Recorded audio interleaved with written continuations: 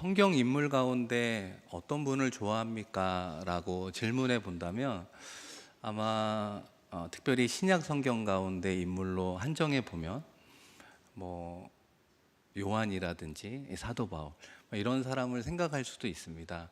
그런데 신약 성경 인물 가운데 우리와 가장 친숙한 사람은 누구입니까? 이렇게 질문해 본다면 아마 오늘 본문 속 주인공 이 베드로를 떠올릴 것입니다. 그 이유는 베드로의 모습이 마치 우리와 많이 닮아 있기 때문에 그렇습니다. 우리가 잘 아는 것처럼 베드로는 참 열정적이죠. 그러다 보니까 때로는 실수하고 넘어지고 또 두려워하기도 하는 그런 연약한 모습이 우리와 참 많이 닮아 있다라는 생각을 하게 됩니다. 그런데 이 베드로의 본명은 사실 시몬입니다. 갈릴리 어부로 평범하게 살다가 예수님의 부르심을 받아서 제자로 우리가 아는 베드로로 하나님께 쓰임 받는 인물이 되었는데요. 그런 의미에서 오늘 말씀은 시몬을 향해 어떻게 이야기하고 있을까요? 여러분 요한복음 1장 42절입니다. 한번 같이 읽겠습니다. 내가 요한의 아들 시몬이니 장차 게바라 하리라. 장차 누구라 하리라? 게바라고 하는 것이죠. 게바가 베드로, 우리가 알고 있는 반석, 이런 의미를 가지고 있습니다. 그러니까 예수님이 시몬을 처음 만났을 때 뭐라고 이야기하는가? 장차 게바, 즉 반석과 같은 사람이 될 거야, 이렇게 이야기하는 것이죠. 그 시작점은 지금은 반석과 같진 않아. 여러 가지 실수도 하고 넘어질 수도 있지만 장차 내가 너를 초대교회 반석과 같은 영적인 지도자로 세워줄 거야. 예수님께서 그의 미래를 선언해 주고 있다는 것입니다. 그래서 예수님과 시몬의 만남 이후에 시몬은 점차 베드로로 변해가는 모습을 보게 된다는 것입니다. 특별히 사도행전으로 넘어가 보면 정말 12사도의 수제자로서 이 예루살렘 교회의 영적 지도자로서의 아름다운 모습을 보이는 것 아니겠습니까?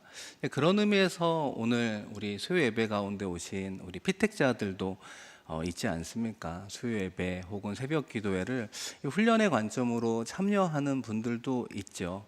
그래서 이 과정을 거쳐서 직분자가 되는구나 이렇게 생각할 수도 있지만 오늘 말씀의 흐름 가운데 예수님께서 시몬을 가리켜 게바, 반석, 지도자로 세워주시는 것처럼 이런 훈련의 과정이 단순한 직분자가 아니라 위대한 직분자로 하나님께서 만들어주시는 과정이구나 여기시는 우리 피택자 되기를 축복합니다.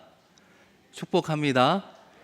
우리 모두도 마찬가지죠. 피택자들만 그런 게 아니라 우리도 마찬가지입니다. 현재에 만족하는 것이 아니라 실수하고 넘어지는 시몬과 같은 인생이 아니라 우리가 주님을 만날 때 주님 안에서 우리의 미래를 보시는 우리 주님은 장차 영적인 계바와 같이 반석과 같이 우리가 속한 다양한 크고 다양한 공동체의 리더로 우리 주님께서 세워 주신다는 것입니다. 그런 의미에서 시몬이 예수님과의 다양한 만남 가운데 어떻게 베드로로 변해가게 되는가, 크게 실패한 세 가지 현장을 찾아보려고 하는데요. 이 첫 번째는 어부로서 실패한 현장이 있습니다. 우리가 잘 알고 있는 누가복음 5장에 보면 시몬은 어부로서 고기를 잡으려고 했는데 이 밤새 동안 물고기를 잡지 못했습니다. 이 어부로서 베테랑이고 잔뼈가 굵었는데 어떻게 밤새도록 물고기 한 마리를 잡을 수 없었을까요?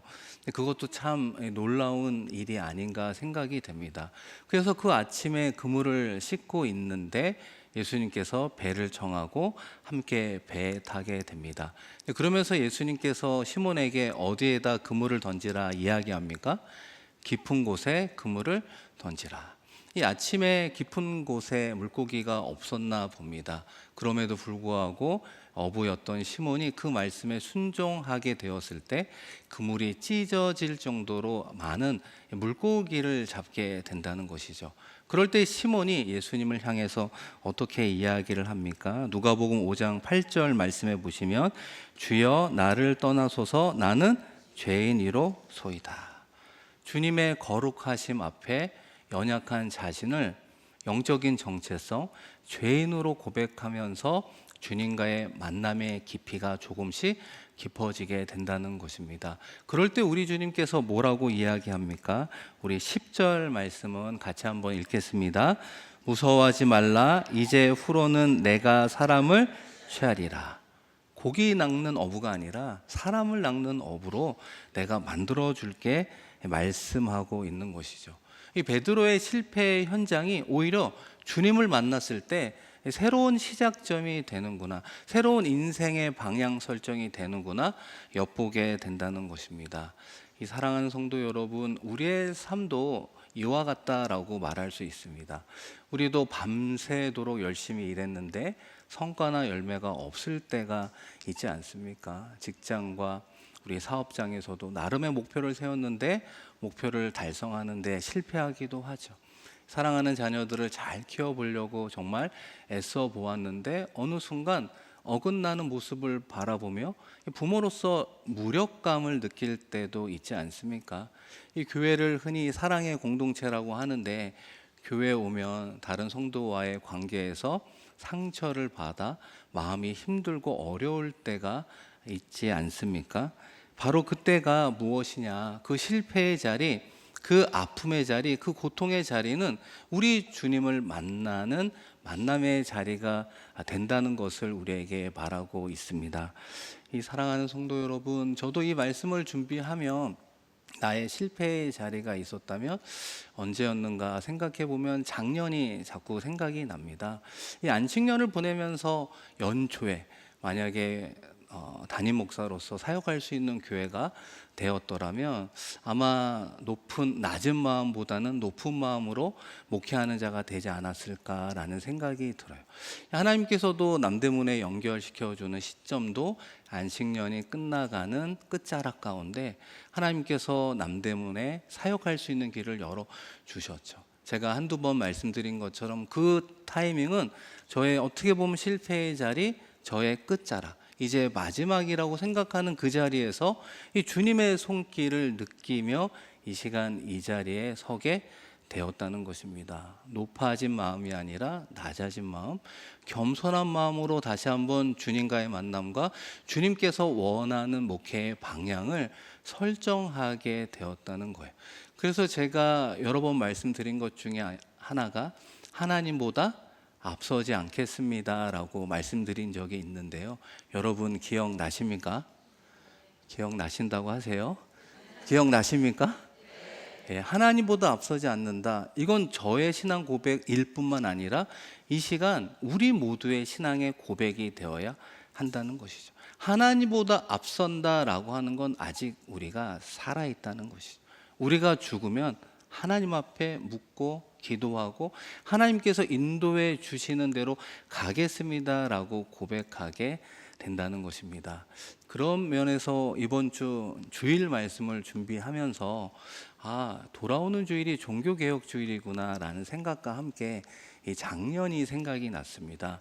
왜냐하면 작년 10월 마지막 주일도 역시나 종교개혁 주일이었고 그때 제가 이 남대문교회 주일 오후에 와서 이 면접을 보게 되었습니다. 그러니까 공교롭게 딱 1년이 되는 이제 그런 시간이다 보니까 그때가 생생하게 기억이 나더라고요. 그래서 먼저 와서 좀 시간을 보내다가 시간 되어서 여러분 그 남대문교회 정문 언덕이 있지 않습니까? 그 언덕 올라가는데 힘들더라고요. 역시 쉽지 않은 교회구나 걸어갈 때부터 조금씩 느끼게 되었는데요. 그리고 교육관 제 기억으로는 청소년 부실에서 면접을 한다고 했는데 교육관에 들어가니까 이 미로와 같은 곳에서 어디를 찾아가야 되나 엘리베이터 타고 이제 올라가 면접 보았던 때가 생각이 났습니다. 그러면서 뭐 이런저런 면접도 하고 이야기를 하게 되었는데요. 그때 참 감사한 거는 면접자를 위해서 컵 과일을 준비해 주셨습니다. 여러분 누가 준비한 줄 아십니까? 강진수 장로님이 준비해 주셨습니다. 우리 박수 한번 할까요? 예. 물론 강진수 장로님이 준비한 건 아니겠죠. 뭐 김배옥 집사님과 뭐 따님이 준비한 거를 아마 세팅한 것이 아닌가. 근데 면접 보면서 그런 이야기를 하시더라고요. 목사님, 사모님 좀 드시면서 하세요. 근데 면접 보는데 질문 듣고 남자는 이 멀티를 잘 못하잖아요. 이 음식을 먹으면서 대답할 수 없어서 겨우 한두 개 먹었던 것 같아요. 그러니까 마지막에 그냥 좀 싸가시면 좋겠다 말씀해 주셔서 맛있게 감사히 잘 먹었습니다. 딱 1년 전에 그때가 생각이 나는 거예요. 우리 주님은 언제 만나는가? 목회자, 성도, 직분자 공통적으로 기쁘고 즐거울 때 주님을 만나기는 어렵습니다. 언제 만난다고요? 실패의 자리, 아픔의 자리, 고통의 자리, 눈물의 자리, 끝이라고 여기는 그 자리에 우리 주님이 가장 가까이 와 계신다는 거예요. 사랑하는 성도 여러분, 혹시라도 여러분의 삶의 자리가 그런 아픔과 실패의 끝자리라고 여기신다면 주님의 이름을 부르시기를 축원합니다. 주의 이름을 부르는 자 구원을 얻는다. 주님을 만나게 되노라. 우리 주님은 말씀하고 있다는 것입니다. 그 끝자리에서 주님을 만나야 새로운 시작이 열린다니까요. 인생의 새로운 방향을 설정하게 된다니까요. 승리하는 인생으로 우리 주님이 이끌어 가시는 그 만남의 자리는 우리의 실패의 자리, 아픔의 자리, 끝자락이었음을 우리 시몬은 우리에게 말씀하고 있습니다. 이 두 번째 실패의 자리는 어딜까요? 이 제자로서 배신한 현장이라 생각이 됩니다. 이런 과정을 거치면서 시몬이 12제자의 수제자가 된 거 아시죠? 예수님의 공생의 끝자락에 예수님과 대화 가운데 시몬이 이렇게 이야기합니다. 주님, 감옥에 가든지 죽든지 제가 예수님을 모른다, 부인하지 않겠습니다. 우리는 끝까지 예수님을 쫓아가겠습니다. 그러자 예수님께서 시몬에게 뭐라고 얘기합니까? 네가 닭 울기 전에 몇 번 부인하리라? 3번 부인하리라 라고 말씀해 주었죠. 그리고 우리가 아는 대로 정말 시몬은 3번 예수님을 모른다고 부인했습니다. 그런데 누가복음에 보면 그 부인하는 장면을 보여주는 말씀이 하나 있는데요. 누가복음 22장 61절 말씀 같이 한번 읽습니다. 주께서 돌이켜 베드로를 보시니 베드로가 주의 말씀 곧 오늘 닭 울기 전에 내가 3번 나를 부인하리라 하심이 생각나서 앞부분에 보시면 주께서 돌이켜 베드로를 보셨다 말하고 있는 거예요.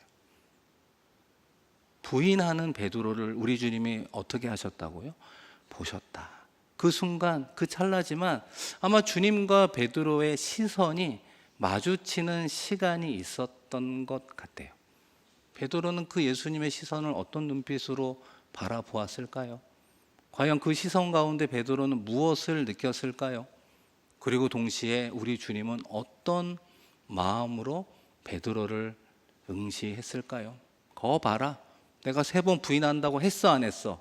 이렇게 힐난하고 질책하듯이 그런 눈빛으로 베드로를 바라보았을까요? 우리 주님은 그런 분이 아니라는 거예요. 예고했고 그렇게 행동할 것을 알았던 베드로를 바라보는 주님의 눈빛은 사랑의 눈빛이었다는 거예요. 내가 알고 있다. 네가 아직 두려워. 준비되지 못한 너의 연약함 내가 알고 있다.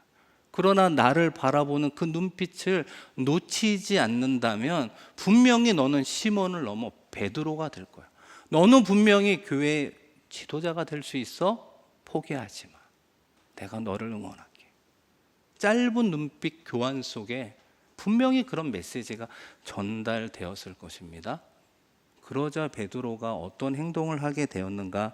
이어지는 62절에 보면 밖에 나가서 심히 뭐하니라? 통곡하니라. 회개했다는 것이죠.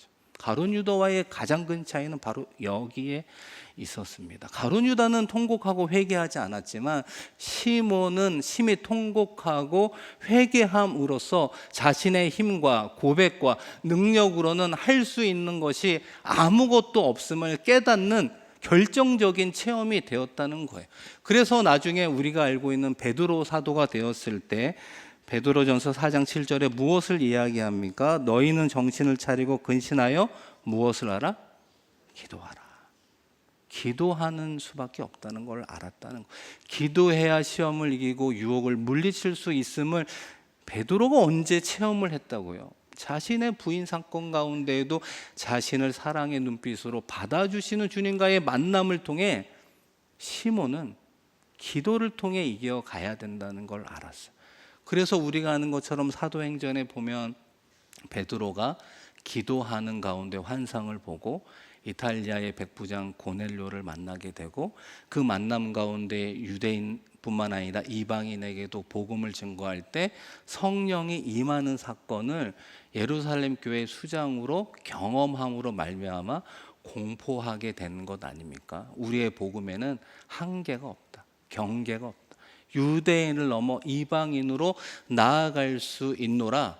그 장벽과 경계를 허무는 자가 되었다는 것이죠. 우리가 주님을 깊이 만날 때 우리의 인생의 경계와 장벽을 허무는 삶을 살아갈 수 있다는 것입니다. 우리의 힘으로는 허물 수 없지만, 우리의 능력으로는 깨트릴 수 없지만 성령이 함께하면 그 모든 삶의 지경을 넓히고 우리의 삶의 경계와 우리의 장벽을 깨트리는 삶을 살아갈 수 있는 믿음의 본을 시몬이 우리에게 보여주게 되었다는 것입니다. 여러분, 마지막으로 증인으로서의 회복의 현장이 기억이 납니다. 요한복음 21장에 보면 시몬과 사람들이 부활의 주님을 만났음에도 불구하고 다시 한번 고기 잡으러 가는 그런 모습을 보게 됩니다. 아니, 부활의 주님을 만났는데 어떻게 다시 고기 잡는 업으로 돌아갈까? 성경은 명확한 이유를 설명하지는 않지만 아무래도 부활의 주님에 대한 증인으로서는 다소 부족한 부분이 있었던 것 같습니다. 그럼에도 불구하고 여전히 누가 찾아오십니까? 주님께서 찾아오시는 것이죠. 오른편에 그물을 던지라. 순종하면서 많은 물고기를 잡게 되고 가까이 가보니 그분이 주님이신 것을 베드로가 알게 되죠. 그러면서 주님께서 무엇을 준비하십니까? 역시나 수고한 인생들을 위해 숯불을 피고 물고기를 준비하시고 떡과 조반을 준비하시는 그 예수님의 모습을 보게 된다는 것입니다.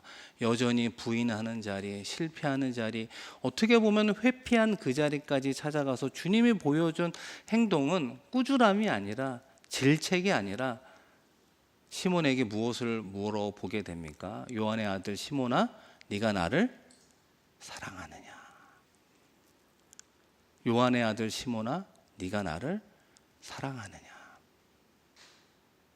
사랑하느냐라고 하는 질문 하나를 물어보게 되었다는 것입니다. 그리고 시몬도 내가 주님 사랑하는 거 주님이 아시죠? 그러자 주님이 시몬에게 내 양을 먹이라 말씀하고 있다는 것입니다. 사랑하는 성도 여러분, 우리도 헌신의 자리에서 벗어나고 혹은 회피하고 싶을 때가 있는 것 아닙니까? 어떻게 보면 수요 예배 이렇게 현장으로 나오시는 것 어려우시죠? 피곤하시죠? 안 피곤하세요? 저는 피곤하거든요. 저는 이 시간만 되면 눈이 좀 빨개지거든요. 이게 피곤하다는 신호일 수도 있는데 하루 종일 일하고 오시는 분들 당연히 피곤할 거고, 또 멀리서 오시는 분 교통체증 가운데 사실 얼마나 힘이 듭니까? 이 자리에 나오는 것 쉽지 않죠. 그러면서 아마 이런 이야기도 하실 수도 있는 것 같아요. 아, 목사님 온라인으로 드리면 안 돼요? 라고 하는 질문들. 그런 경우도 있는 것 같습니다. 주일 2부 교사로 혹은 봉사자로 섬기시는 분들 가운데 덜어는 일부 주일 예배 안 드리시고 그냥 교회 학교 2부 예배 드리고 봉사하면서, 아니 교회 학교 예배는 예배 아니냐고, 꼭 일부 예배를 드려야 되냐고, 나중에 온라인으로 말씀 들으면 되지 않냐고, 뭐 이런저런 질문을 하실 수도 있겠죠. 이 사랑하는 성도 여러분 뿐만 아니라 교회 밖에서도 여러분이 하나님께서 주신 귀한 사명 따라 살아가는 길들이 있죠. 공부하는 분, 연구하는 분, 사업하는 분, 그런 다양한 일들을 하시면서 주님이 주신 일이기 때문에 감당하고 싶은데 나는 참 부족한 것 같아, 나는 능력이 안 되는 것 같아 라고 포기하고 그 자리를 또한 회피하고 싶을 때 있지 않습니까? 그 모든 자리에 우리 주님 찾아와 물어보는 질문 하나는 딱 하나라는 거예요. 우리가 다양한 질문 가운데 하나씩 응답해 주시는 것이 아니라 공통된 질문 하나가 있다면 무엇이라고요? 네가 나를 사랑하느냐라고 하는 질문만 하신다는 거예요. 여러분, 주님 사랑하십니까? 사랑하는 성도 여러분, 주님 사랑하십니까? 사랑하면 감당할 수 있다는 거예요. 사랑하면 하나님께서 힘 주신다는 거예요. 주님 사랑하면 하나님께서 길을 열어주신다는 거예요. 주님 사랑하면 주님께서 승리의 길로 인도해 주실 줄로 믿습니다. 중요한 건 내가 주님을 사랑하느냐, 사랑하지 않느냐가 결정적인 주님과의 관계라고 하는 것입니다. 사랑하지 않으면 우리의 봉사와 섬김도, 교회 밖에 맡은 일들, 공부와 연구와 사업의 모든 일들이 부질없는 일이 될 수 있다는 것이죠. 그 첫 단추는 주님과의 사랑의 회복 가운데 이루어진다면 주님이 힘 주시고 능력 주시고 만남 주시고 결국은 승리하는 길로 인도해 주실 것입니다. 사랑하는 성도 여러분, 성경에서 이름은 이 단순한 호칭이 아니라 정체성과 사명을 합류하고 있음을 이야기하고 있습니다. 아브라함이 어떻게 이름이 바뀌었습니까? 아브라함으로 바뀌었죠. 아브라함이라고 하는 건 열국의 아비라는 뜻이죠. 정말 하나님의 약속처럼 하늘의 별과 같이 바다의 모래알같이 그 자손이 많아진 그 열국의 아비의 삶을 우리 주님이 살게 하셨다는 것입니다. 여러분, 또한 누가 있습니까? 야곱은 어떻게 이름이 바뀌었죠?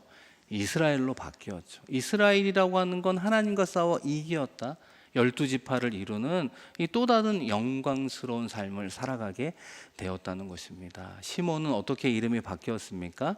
게바, 베드로로 바뀌면서 우리 주님 이것을 약속해 주었는데요. 우리 마태복음 16장 18절 같이 한번 읽겠습니다. 너는 베드로라, 내가 이 반석 위에 내 교회를 세우리니. 아멘. 시몬에게 주었던 이 약속의 말씀은 성령 강림 사건 이후에 예루살렘 교회 수장이 우리 베드로가 되었던 것 아시죠? 말씀을 선포할 때 3,000명이 회개하고 세례받는 놀라운 역사를 이루는 하나님 나라의 일꾼으로 정말 주님께서 멋지게 사용해 주었음을 보게 됩니다. 이 사랑하는 성도 여러분, 오늘 말씀을 통해 우리 주님과의 관계 속에 주님은 우리의 무엇을 보시는가, 우리의 과거를 보시는 분이 아니라는, 우리의 실수와 연약함을 보시는 분이 아니라는 거예요. 주님을 만나고 주님과 동행하며 살아가는 미래에 변화될 우리 한 사람 한 사람을 우리 주님은 바라보고 있다는 것입니다. 중요한 건 우리도 그 믿음으로 주님 안에서 변화될 우리의 모습을 바라보아야 하는 것입니다. 그럴 때 우리 주님께서 새로운 이름을 주시고 그 새로운 이름에 맞는 삶을 살아갈 수 있도록 역사해 주실 것입니다. 그래서 시몬을 향해 장차 게바라 하리라. 우리 모두가 영적 게바의 이름을 받으며 다시 한번 주님과 동행하며 나아가 우리의 인생 가운데 반석과 같은 존재로 우리가 속한 가정과 직장과 남대문 교회 공동체 가운데 하나님께서 귀하게 사용하는 영적 리더의 삶을 살아내는 저와 여러분 되기를 주님의 이름으로 축원드립니다.